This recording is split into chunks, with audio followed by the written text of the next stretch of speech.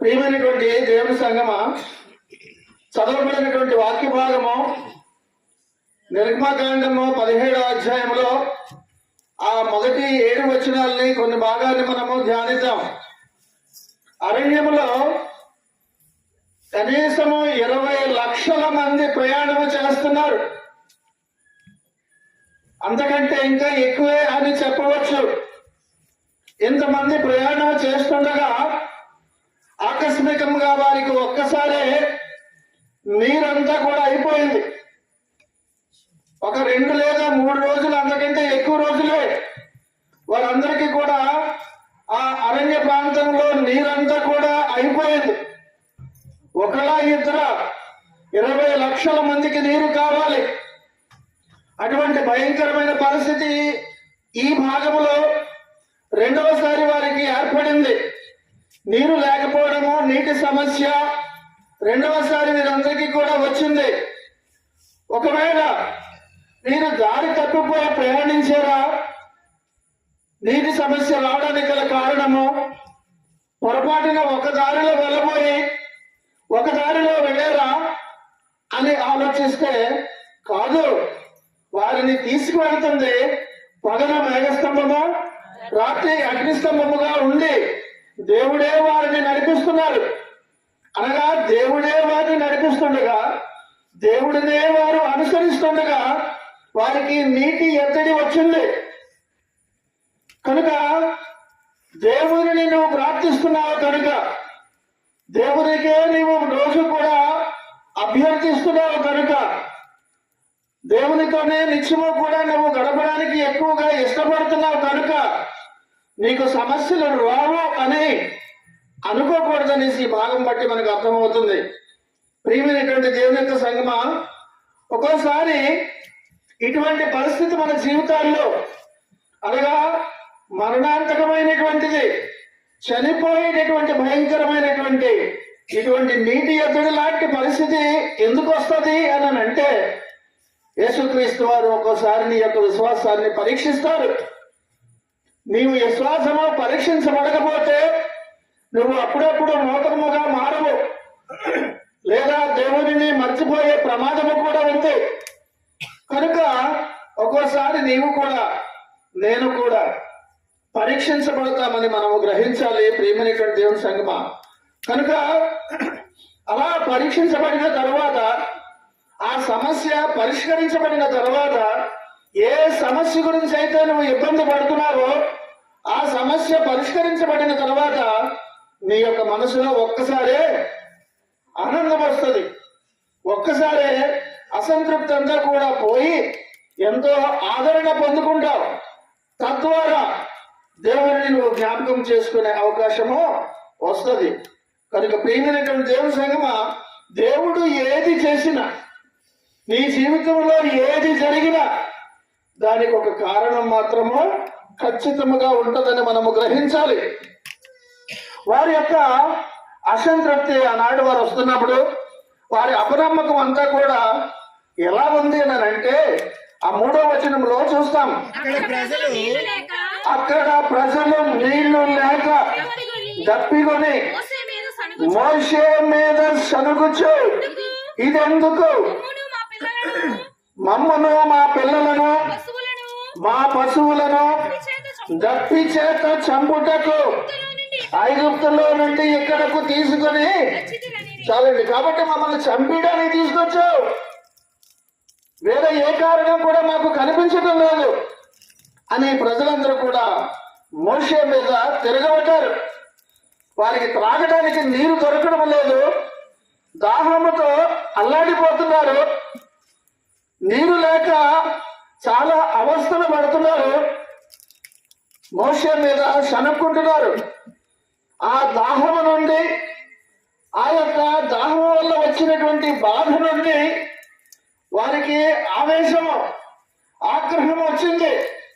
అటు మోషే పైన, దేవుని పైన ఆగ్రహం వచ్చింది. అసహనంతో వారందరూ కూడా వైలెంట్ అయిపోయారు, అనగా చాలా వికృతంగా కూడా మారిపోయారు. క్రూరత్వం వాళ్ళలో వచ్చేసింది. ఎందుకనంటే గత 3 రోజులుగా 4 రోజులుగా కనీసం నీరు లేదు వారికి. అసహనం వలన వారి భాష కూడా మారిపోయింది. మామూలుగా మృదువుగా మాట్లాడేటటువంటి మాటలు కోపం ఉన్నప్పుడు ఎలాగైతే భాష మారిపోతుందో, మోషే యొక్క దీన్ని బట్టి వారు కూడా మోషే మీద అసహనంగా మాట్లాడుతూ వారి భాష కూడా మారిపోయింది. అందుకని 2వ వచనంలో అంటారు, మోషేతో వాదించుచు త్రాగుటకు చాలు, త్రాగుటకు నీళ్ళివ్వు అని వాదిస్తున్నారు. వారికి ఏదో మోషే అచ్చున్నట్టు, నువ్వు తీసుకొచ్చావు కాబట్టి మాకు నువ్వే ఆహారం పెట్టు, నువ్వు తీసుకొచ్చావు కాబట్టి నువ్వేం చేస్తావో తెలీదు, నువ్వే మాకు నీళ్లు తీసుకురా అని అచ్చున్నట్టుగా వారందరూ కూడా అడుగుతున్నారు. ప్రియమైనటువంటి దేవుని యొక్క సంగమా, కనుక ఇదనన్న వారికి ఆహారం అయితే ఉంది, నీరు లేదు. అంతకు ముందు 16 నుంచి కూడా వారికి ఆహారం వచ్చినప్పటి నుంచి కూడా ఆహారం అయితే ఆగిపోలేదు, కానీ నీరు లేదు. ఇప్పుడు ప్రస్తుతం వారి యొక్క సమస్య నీటి ఎత్తడి, అస్సలు నీరు లేదు. ఆహారం ఇలా నోట్లో పెట్టుకుంటే దాహం వేస్తే నీరు లేదు. అటువంటి పరిస్థితిలో వారందరూ కూడా ఉన్నారు. అయితే నీకు ఎటువంటి పరిస్థితి వచ్చినా, ఎంత భయంకరమైనటువంటి పరిస్థితి వచ్చినా దేవునిని విశ్వాసముతోటి వినయముతో అడగాలి. కానీ నీకున్నటువంటి ఆవేశాన్ని అంతటినీ కూడా దేవుడి దగ్గర చూపించడం అన్నది ఎంతవరకు సమంజసమని ఆలోచిస్తే అర్థమవుతుంది. కనుక ప్రియమైనటువంటి దేవుని సంగమా, దేవుని దగ్గర హంబులుగా ఉండడం, వినయముగా ఉండడము, ప్రాధేయపడము, కాళ్ళు పట్టుకొని దేవుడిని అంగలారుస్తూ అడగడం అన్నది మనందరం కూడా అలవాటు చేసుకోవాలి. కృతజ్ఞత లేకపోవడం వలన, అనగా గతంలో చేసినటువంటి మేలులన్నిటినీ కూడా మరిచిపోవడం వలన, దేవుని వలన నువ్వు పొందుకోబోయేటటువంటిది భవిష్యత్తులో కూడా నువ్వు పొందుకోవలసినవి కూడా పొందుకోకుండా ఉండేటటువంటి ప్రమాదము కూడా ఏర్పడుతుంది. అనగా గతంలో దేవుడు నీకు ఏంటేంటైతే చేశారో వాటన్నిటినీ కూడా నువ్వు మేలులన్నీ కూడా మర్చిపోతే భవిష్యత్తు మేలులు కూడా కోల్పోయే ప్రమాదం ఉంది. చూద్దాము యాకోబు రాసిన పత్రిక 1వ అధ్యాయము 7వ వచనం చూద్దామా. యాకోబు 1:7 వచనం చూద్దామా. అట్టి మనుష్యుడు ద్విమనస్కుడై తన సమస్త మార్గములయందు అస్థిరుడు గనక ప్రభువు వలన తనకేమైనా దొరుకునని తలంచుకొని రాదు.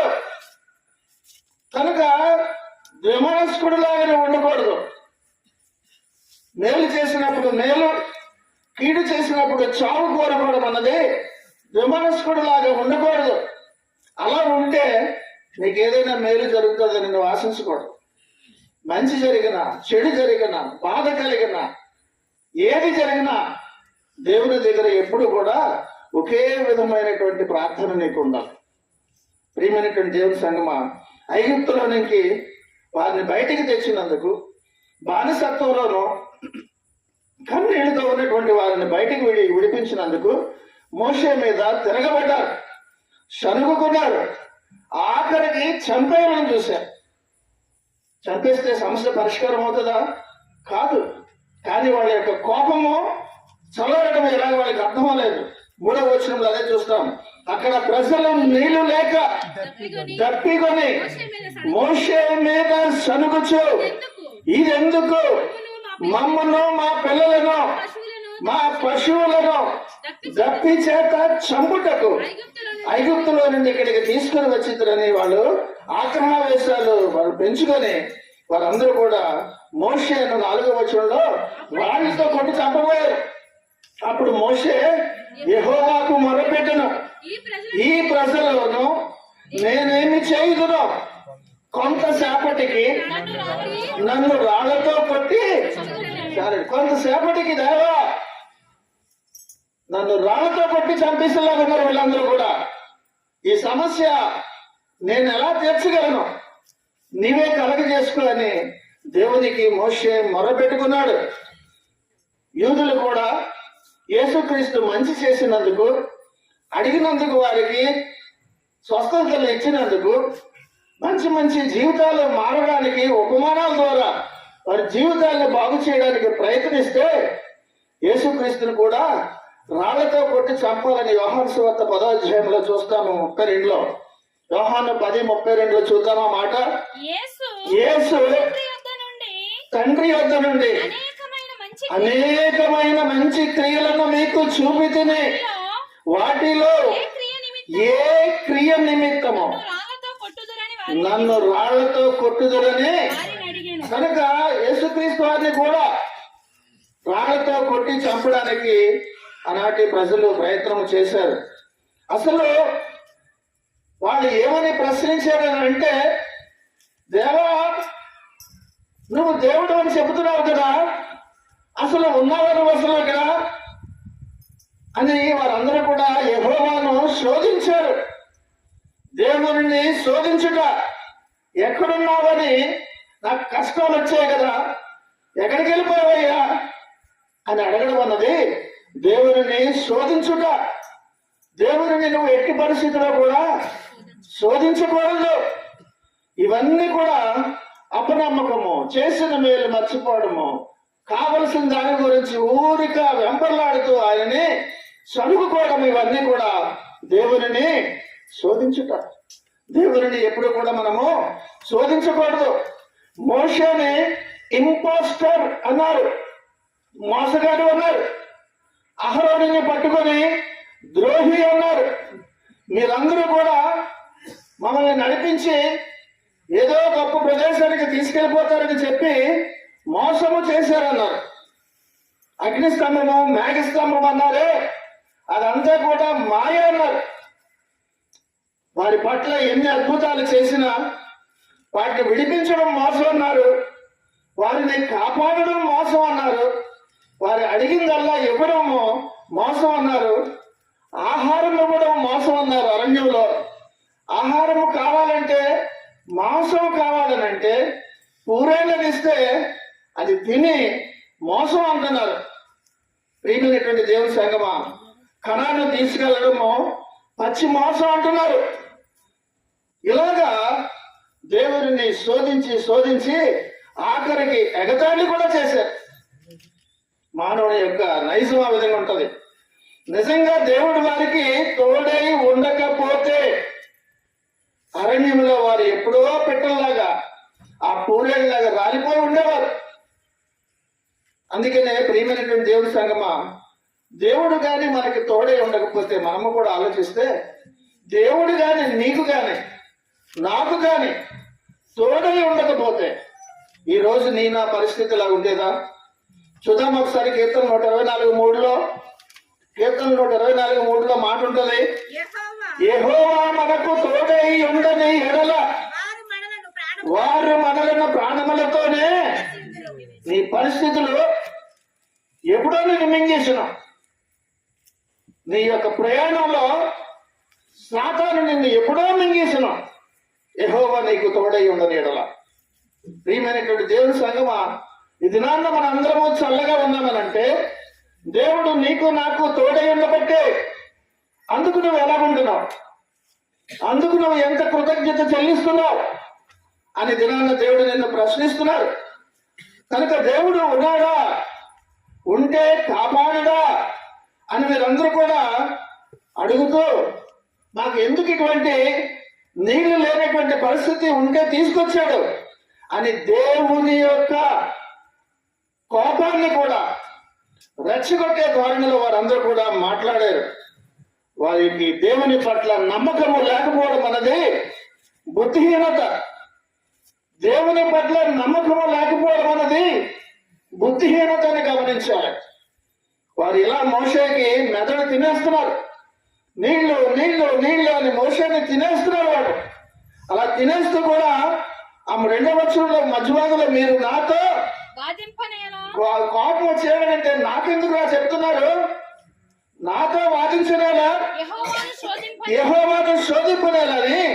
చాలండి, మీరు నాతో ఎందుకు వాదిస్తున్నారు, దేవునికి మొర పెట్టుకోండి అని వారందరి పట్ల తను కూడా చెప్పడంతో మోషే ఇంకా సాత్వికుడు కనుక, ఎంతో సహనము కలిగిన వాడు కనుక వారందరికీ కూడా నచ్చ చెప్పి శోధించకండి అన్నాడు.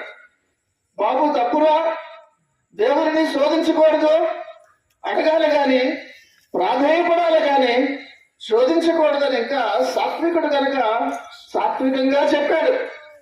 కనుక ప్రియమైనటువంటి దేవుని సంగమా, మీరు దేవునిపై అపనమ్మకము చూపించడం ద్వారా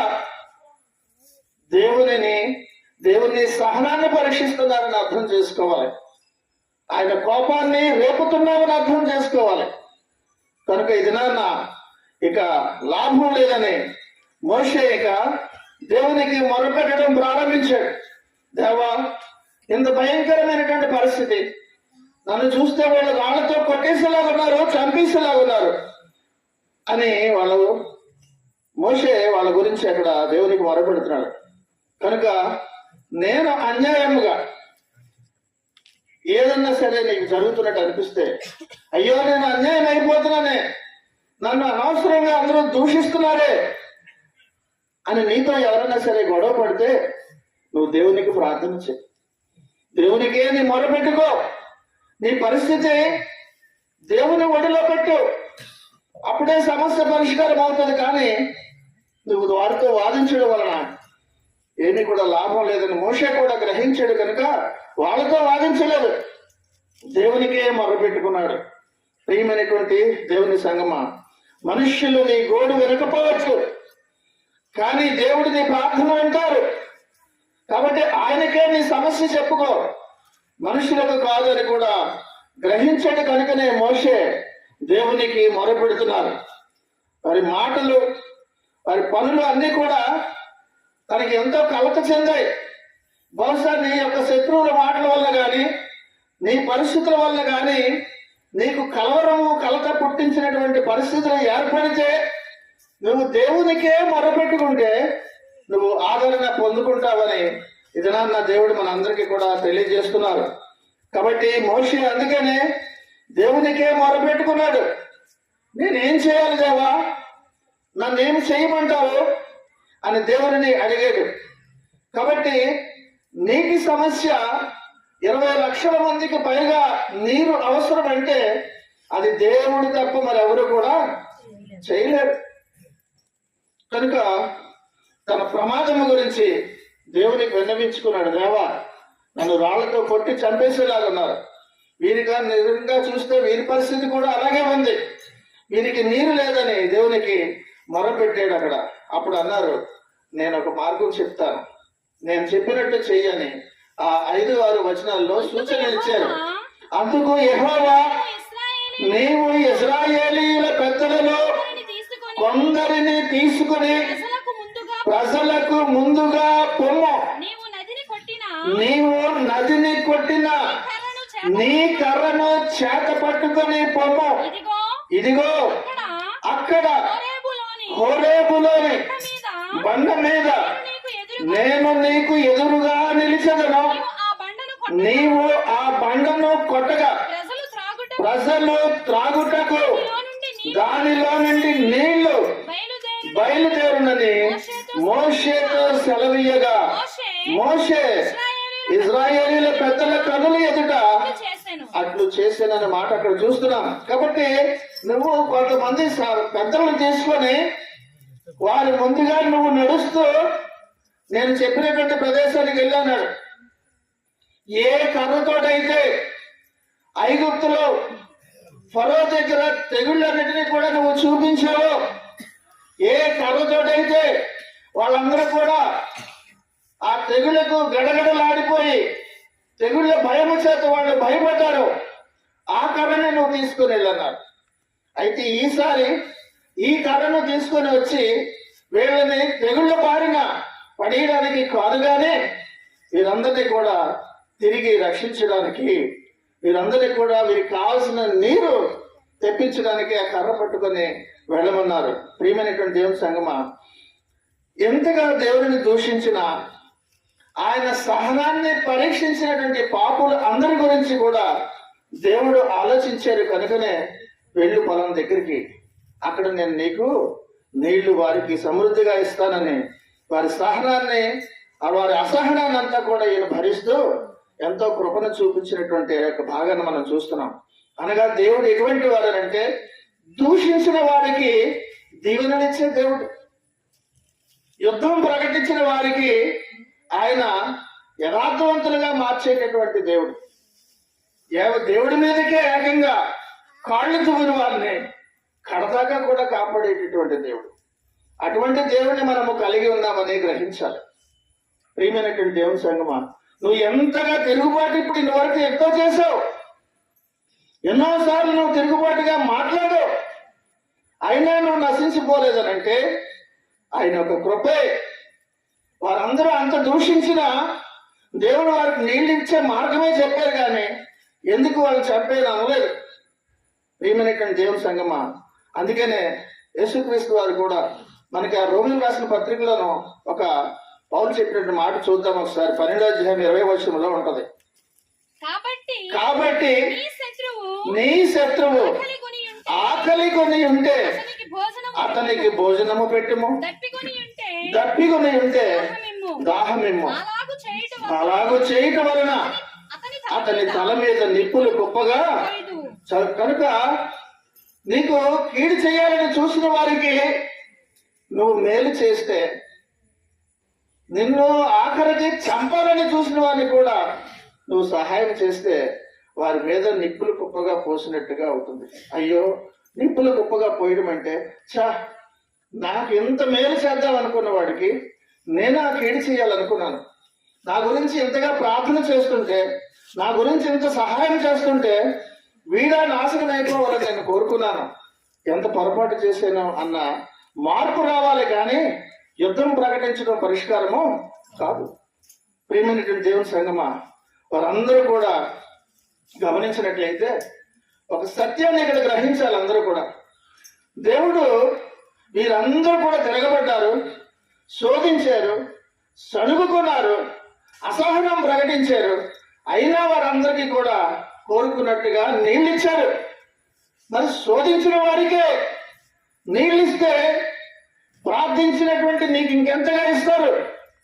దేవునిపై తిరుగుబాటు చేసిన వారికే ఆయన కరుణిస్తే, ఆయన పాదాలు పట్టుకొని నిత్యము ప్రార్థిస్తే ఇక నిన్ను ఎంతగా కరుణిస్తారనేది ఒకసారి ఆలోచించు. కనుక అందుకనే దేవుడి యొక్క పాదాల దగ్గర ప్రార్థన చేస్తే, ఒంటరిగా నువ్వు రహస్య ప్రార్థన చేస్తే చలించిపోతారు ఆయన. అంత కరుణ కలిగినటువంటి దేవుని మనము కలిగి ఉన్నాం. కనుక ప్రియమైనటువంటి దేవుని సంగమా, అరణ్యంలో హాగరుకు కూడా ఆయన నీటి జలం ఇచ్చినటువంటి గొప్ప దేవుడు. అలాగే మోషేకు అరణ్యంలో ఈ యొక్క నీటి జలం ఇచ్చారు. ఇదంతా కూడా దేవుని యొక్క మిరకిల్ మెర్సీ అంటారు, అద్భుతమైనటువంటి కృప. ఇదంతా కూడా దేవుని యొక్క అద్భుతమైనటువంటి కృప. వారికి నీళ్లు బండ నుంచి ఇచ్చారు. ఒక బండలో సాధారణంగా నీటి చుక్క ఉండదని బండ చూసిన వెంటనే అర్థమైపోతుంది. తవరా నీళ్లు కావాలని అంటే బండను ఎవరైనా తవ్వుతుంటే నీకే బొర్రలేదేంటి అంటారు. అనగా బండలో నుంచి నీరు రావని ప్రతి వారికి తెలుసు. అనగా ఏది అసాధ్యమో అది సాధ్యం చేయగలిగిన వాడే దేవుడు. ఆయనే మన ప్రభు అయినటువంటి యేసుక్రీస్తు. దేవుని గట్టిగా చెప్పట్లు కూడదు అందరూ. కనుక ప్రియమైనటువంటి దేవుని సంగమా, వారందరికీ కూడా బండ నుంచి ఆయన నీళ్ళు ఇచ్చారు. పెద్దలను ఎందుకు తీసుకెళ్ళమన్నారు అంటే వీరికి సాక్ష్యంగా ఉండాలి. సాక్ష్యం లేకపోతే వీరు దేనిని నమ్మరు. వీరందరినీ కూడా తీసుకెళ్లడం ద్వారా బండ నుంచి నీళ్లు రావడం వారందరూ చూసి తిరిగి వారికి వెళ్ళి చెప్పడం వలన వారికి నా మీద పోయినటువంటి అపనమ్మకం మళ్ళీ వచ్చి తిరిగి సరిగ్గా జీవించడం వల్ల నేర్చుకుంటారు. కనుక సాక్షులుగా ముందుగా పెద్దలందరినీ కూడా తీసుకెళ్ళని చెప్పారు. అక్కడ బండ దగ్గర నేను నిన్ను కలుస్తాను, మేఘము దగ్గర అక్కడ నేను మేఘములో నేను నీకు ఎదురుగా ఉంటాను, నువ్వు అక్కడికి వెళ్ళని మోషేకి చెప్పినటువంటి విధముగా మోషే అక్కడికి వెళ్తాడు. మోషే దేవుడు చెప్పినట్టు విన్నాడు. అక్కడ బండను కొట్టాడు. గొప్ప ప్రవాహ జలం అంతా కూడా వచ్చింది. వారు ఉన్నటువంటి ఆ పాళెము లోపలికి సెలయేరులాగా పారింది. ఒకేసారి నదులు పారినట్టుగా పారే. నీటి చుక్కలేనటువంటి టైం సమయంలో ఒక్కసారి జలధారలు వచ్చేసాయి, నీటి ప్రవాహం వచ్చేసింది. అక్కడే మనం ఆ మాట చూస్తాము. కీర్తన 78లో 15-16 చూస్తాము. కీర్తన 78-15-16 చూస్తే, అరణ్యములో ఆయన బండలు చీల్చి సముద్రమంత సమృద్ధిగా వారికి నీరు త్రాగనిచ్చెను. బండలో నుండి ఆయన నీటి కాలువలు రప్పించను, నదుల వలె నీళ్లు ప్రవహింప చేసినన్నాడు. కనుక అంత గొప్ప శక్తి కలిగినటువంటి దేవుడు బండలో నుంచి ఏకంగా జల ప్రవాహాలలో వాళ్ళకి తీసుకొని వచ్చి తీయటి నీళ్లు తాగారు వారందరూ కూడా. అంత గొప్ప శక్తి కలిగినటువంటి దేవుడు ఆయన బండను నీటి మడుగుగా చేయగలరు. చెకుముకి రాతి బండను నీటి ఓటలుగా చేయగలరని మరొక చోట మనం చూస్తాం. అనగా బండ లాంటి నీ బ్రతుకైనా ఇక ఎన్నటికీ కూడా ఇది బండే, ఇందులో నీళ్ళు ఉండవు, నా బ్రతుకు అంతే అని అటువంటి పరిస్థితుల్లో నువ్వు దేవునికి మొదలుపెడితే బండలో నుంచి నీళ్లు తెచ్చినట్టుగా మూడు బారిపోయినటువంటి నీ జీవితాన్ని కూడా చిగురింప చేయగలరు. ఆయనే మన ప్రభు అయినటువంటి యేసుక్రీస్తు.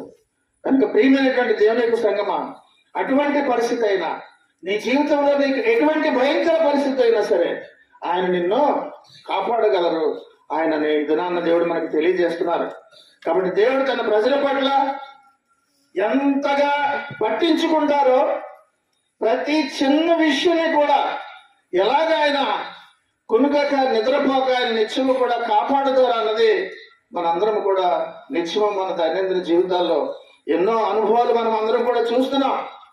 ఈ యొక్క కార్యము చేయడం ద్వారా బండలో నుంచి ఇన్ని లక్షల మందికి నీరు ఇవ్వడం ద్వారా కావాలంటే ఆయన చెప్పి వర్షం ఒక్కసారి కురిపించేసో మోసే ప్రమేయం లేకుండా కర్రపట్టుకోవడం, నువ్వు వెళ్ళడము, బండ మీద కొట్టడం ఇవేమీ లేకుండా నీళ్ళు ఇచ్చేయగలరు ఆయన.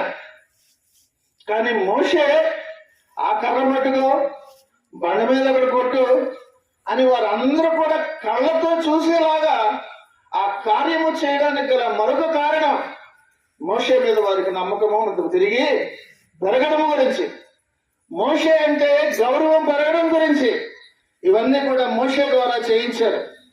బండ నుండి వచ్చినటువంటి ఆ తీయటి నీటిని ఇంకొక చక్కటి మాటతో ద్వితీయోపదేశకాండంలో పోల్చారు. ఏంటో చూద్దాం. అది 32:13 రెండో భాగంలో ఉంటుంది. 32:13 రెండో భాగం. కొండ బండ నుండి ఉంటది. కొండ బండ నుండి తేనెను, చెకుముకి రాతి బండ నుండి నూనెను అతనికి జుర్రించను అంటున్నాడు. కనుక చేతిలోనికి తేనె కానీ లేదా ఏదైనా తీసుకొని ఇలా జుర్రుకునేట్టు ఎలాగైతే ఇష్టంగా తాగుతారో అటువంటి జుర్రించుకున్నట్టుగా అంతటి తీయటి నీరు వారందరికీ కూడా దేవుడు కల్పించాడు. మరి ఎందుకు తిట్టారు? నువ్వేం దేవుడు అన్నావు? మరి తేనె తాగినట్టుగా నీళ్ళు తాగేస్తున్నావే. మరి ఈ బుద్ధి ఎప్పుడు ఉండాలనంటే ఇస్తారని తిట్టక ముందు ఉండాలి, దేవుని దూషించక ముందు ఉండాలి, దేవుని శోధించక ముందు ఉండాలి. కనుక ప్రియమైనటువంటి దేవుని సంగమా, నీకు ఏది కలిగినా ఏది కోల్పోయినా సరే దేవునికి మహిమ కలుగును గాక అని చెప్పగలిగేటటువంటి ఆధ్యాత్మిక స్థాయి మనకు రావాలి. అప్పుడే దేవుడు ఇంకా నేను మెచ్చుకుంటాను. ఇంత లేని స్థితిలో కూడా నా పాదాలు పట్టుకుని నా దాసురాలు విడిచిపెట్టలేదే, నేను సహనాన్ని వీరు ఇంకా వీళ్ళ కష్టాలకు నేను గురి చేయగలనా అని వెంటనే నేను వచ్చి కాపాడేటటువంటి గొప్ప దేవుడు ప్రియమైనటువంటి దేవుడి సంగమం. కాబట్టి వాళ్ళంత తీవ్రమైనటువంటి దాహములో తీయటి నీరు తాగారు వారందరూ కూడా. దేవుని యొక్క నమ్మిన వారికి వాటర్ ఇన్ వైల్డ్నెస్ అంటారు. అరణ్యంలో నీరిచ్చినట్టుగా దేవుని నమ్మిన వారికి అరణ్యం లాంటి నీ జీవితంలో తీయటి నీళ్లు నీకు ఇచ్చినట్టుగా తీయటి జీవితాన్ని నీకు ఇస్తారు. నీవు దేవుని పాదాలు పట్టుకో, నీ సమస్య దేవునికే మొదలుపెట్టు, మనుషులకు కాదు. ఆయన నీ జీవితాన్ని అరణ్యంలో నీటినిచ్చినట్టుగా మోడిపారినట్టు జీవితంలో ఆయన నీకు సమృద్ధినిస్తారని ఇది నాన్న దేవుడు మన అందరికీ కూడా తెలియజేస్తున్నారు. ప్రియమైనటువంటి దేవుని సంగమా, నీ జీవితము అరణ్యం లాంటి పరిస్థితులు అయినా సరే అరణ్యములో వారు అగ్ని స్తంభాన్ని మేఘ స్తంభాన్ని ఎలాగైతే అనుసరించారో, చీకటి లాంటి బ్రతుకైనా సరే నా దేవుడు నాకు అగ్ని స్తంభంగా ఉన్నాడు, నా దేవుడు నాకు మేఘ స్తంభంగా ఉన్నారని వారు ఆ మేఘ స్తంభాన్ని అగ్ని స్తంభాన్ని అనుసరించినట్టుగా చీకటిలో ఉన్నా సరే, చీకటి బ్రతుకైనా సరే నువ్వు దేవునినే వారు ఆ దినాన్న అరణ్యంలో మేఘాన్ని అనుసరించినట్టుగా నువ్వు అనుసరిస్తే నీవు కూడా దేవుడి యొక్క దృష్టిలో ధన్యురాలు అవుతావు. దేవుడు నిన్ను కాపాడుతారని దినాన్ని దేవుడు మనకు తెలియజేస్తున్నారు. అరణ్యంలో నువ్వు ఆ విధంగా దేవుని మీద నమ్మకము పెట్టుకొని నడిస్తే దేవుని యొక్క కృప మంచితనము నిత్యము కూడా నిన్ను ఆవరిస్తుందని దినాన్న దేవుడు మనకి తెలియజేస్తున్నారు. ప్రియమైనటువంటి దేవుని సంగమా, ఇది నాన్న నీ వెంటే నా కృప అంటున్నారు నీతోటి, నీతోటే నా మంచితనము, నువ్వు నాతోటే నువ్వు ఉన్నావు కనుక, నన్నే ప్రేమిస్తున్నావు కనుక, నన్ను నువ్వు విడవలేదు కనుక, నా పాదాలే పట్టుకున్నావు కనుక నేను నీ వెంటే ఉంటానని ఇది నా దేవుడు మన అందరికీ కూడా నీకు కృప వెంబడి కృపనిస్తానని వాగ్దానం చేస్తున్నారు. మరొకసారి దేవునికి గట్టిగా చెప్పట్లు కొడదామా? కనుక ప్రియమైనటువంటి దేవుని సంగమా, ఇది నాన్న దేవుడు నీతో నాతో చెబుతున్నటువంటి మాట, కష్టాలలో నువ్వు ఉన్నావా, ఇబ్బందులతో నువ్వు ఉన్నావా, ఎవరి మీద ఆధారపడకుండా నాకే ప్రార్థన చేస్తున్న నా ప్రియ సహోదరుడు సహోదరి, నీకు కృప వెంబడి కృపను నేను ఇస్తానని ఇది నాన్న తెలియజేస్తున్నారు. కొరింథీయులకు రాసిన మొదటి పత్రిక 10వ అధ్యాయం 4వ వచనంలో చూద్దాం ఒక మాట. అందరూ ఆత్మ సంబంధమైన ఒకే పానీయమును పానము చేసిరి, ఏలయనగా తమ్మును వెంబడించిన ఆత్మ సంబంధమైన బండలోనిది త్రాగిరి, ఆ బండ క్రీస్తే. ప్రియమైనటువంటి దేవుని సంగమా, ఇది నాన్న దేవుడు నీకు చూపించినటువంటి కృపలు, ఆదరణలు, వీటన్నిటినీ కూడా జీవజలాలతో పోలుస్తున్నారు. అందుకనే మాట అన్నారు, నా యందు విశ్వాసముంచు వాడెవడు లేఖనము చెప్పినట్లు వాడి కడుపులో నుండి జీవజల నదులు పారునని బిగ్గరగా చెప్పినని మనం అక్కడ యోహాను 7:38 చూస్తాం. కనుక ప్రియమైనటువంటి దేవుని సంగమా, నా యందు విశ్వాసం ఉంచేవాడెవడు, నీవు దేవుని యందు యేసుక్రీస్తునందు విశ్వాసం ఉంచితే నీ కడుపులో నుంచి జీవజల నదులు జీవజల ధారలు వస్తాయంటున్నారు. ఆధ్యాత్మికమైనటువంటి పరిశుద్ధాత్మను పొందుకుంటావని ఈ దినాన్న నీకు తెలియజేస్తున్నారు. అందుకనే అక్కడ మనం గమనించినట్లయితే 39లో కూడా, అనగా తన యందు విశ్వాసం ఉంచేవారు పొందబోవు ఆత్మను గురించి, అనగా జీవజలాన్ని పొందుకున్నారని అంటే తన యందు విశ్వాసం ఉంచేవారు పొందబోవు, అనగా నీ కడుపులో నుంచి వచ్చే జీవజల దారులు అంటే ఆత్మను పొందబోవు ఆత్మను గురించి చెప్పినటువంటిదని అర్థమయ్యేలాగా ఆ 39వ వచనంలో మళ్ళీ మనకు తెలియజేస్తున్నారు. కనుక ప్రియమైనటువంటి దేవుని సంగమా, నీ ఆత్మను ఏ నీరు తృప్తిపరుస్తుంది అంటే బండ నుంచి వచ్చినటువంటి నీరే నీ ఆత్మను తృప్తిపరుస్తుంది. ఆ బండ క్రీస్తే, ఆ బండ క్రీస్తే. కనుక ప్రియమైనటువంటి దేవుని సంగమా, ముగించబోతున్నాను. ఇది నాన్న నీ యొక్క ఆలోచన, నీ యొక్క కష్టము, ఇబ్బంది, సమస్తము కూడా దేవునికే తెలియజేసుకో, దేవుని యందే విశ్వాసం ఉంచు. అందుకే నా ప్రాంతాన్ని అంతటికీ కూడా ఒక పేరు పెట్టాడు, వారి పాపంను సనుగుడు కొట్టను జ్ఞాపకం చేసుకోవడానికి మస్సా అని మెరీబా అని పేర్లు పెట్టారు. మస్సా అనగా శోధించుట, మెరీబా అనగా వాదము. ఒక 10 తరాల తర్వాత పేరు వెళ్ళి ఈ ప్రాంతాన్ని మస్సా మెరీబా అంటారు ఏమి అని అంటే ఈ కథ అంతా చెప్తారు. ఆహా, ఇలా చేయకూడదా, వాళ్ళు అలా చేశారా, అయితే విశ్వాసంతో ఉండాలా అని జ్ఞాపకం ఉంచుకోవడానికి ఆ ప్రాంతానికి మస్సా మరియు మెరీబా అని ఆ ప్రాంతానికి పెట్టారు. కనుక ప్రియమైనటువంటి దేవుని యొక్క సంగమా, దేవుడిని ఎప్పుడు ఎట్టి పరిస్థితుల్లో కూడా శోధించకూడదు. ఆయన యొక్క ఆగ్రహాన్ని నువ్వు రేపేలాగా నీ చూపు గాని, నీ మాట గాని, నీ అడుగు గాని ఏది కూడా ఉండకూడదని దినాన్ని దేవుడు నీకు తెలియజేస్తున్నారు. మారాలి. ఎంతకాలం ఇంకా మనం ఇలాగ ఉంటాం? ఆధ్యాత్మికమైనటువంటి జీవితంలో ఎంతవరకు ఈ 4 రోజుల్లో ఎదిగావు, ఎంతవరకు ఎదిగి మళ్ళీ కిందకి వెళ్ళిపోతున్నావు. కనుక ఈ దినాన దేవుడు మనకు తెలియజేస్తున్నారు, ఈ 4 రోజులే కాదు కానీ, ఇది ఒక వ్రతము కాదు కానీ, ఆధ్యాత్మికంగా నువ్వు స్థిరపడడానికి ఈ దినము దేవుడు నీకు ఇచ్చినటువంటి మరో అవకాశం అది. కనుక విశ్వాసంలో అందరూ బలపడతాం, దేవుని చేత ఆశీర్వాదాలు పొందుకుందాం, మన జీవితాలన్నీ కూడా బాగుపడేలాగా ప్రయత్నం చేద్దాం. అటు భాగ్యము మన సంఘమును అందరికీ కూడా దేవుడు కలగజేసి ఆశీర్వదించి బలపరచును గాక. ఆమె దేవుడి మాటలు మన వెనుకల్లో దీవించి ఆశీర్వదించును గాక. ఆమె దేవునికి మహిమ కలుగును గాక. ఆమె.